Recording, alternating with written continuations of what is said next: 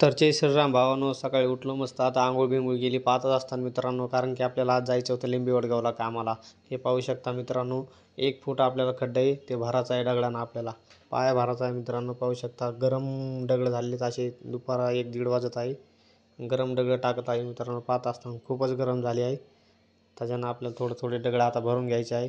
दगड भरल्यानंतर मित्रांनो आपल्याला आता रेती टाकायचं आहे.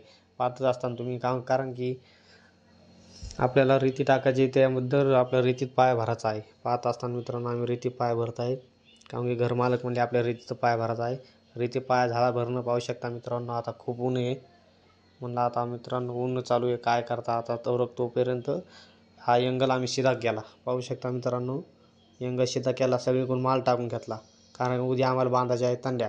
हे बाबा म्हणत होते मला ब्लॉगमध्ये घे. आमचे बाबा आणि पप्पा सोबत बसलेले आहेत, कारण त्यांना ब्लॉगमध्ये घेतलं आहे. पाहत असताना मित्रांनो तुम्ही, इथं बस म्हणले, मी नका म्हणलं बाबा मला ब्लॉग काढायचं आहे. मित्रांनो आजचा ब्लॉग इथं समाप्त करत आहे. नवीन असताना तर मित्रांनो सबस्क्राईब करून घ्या.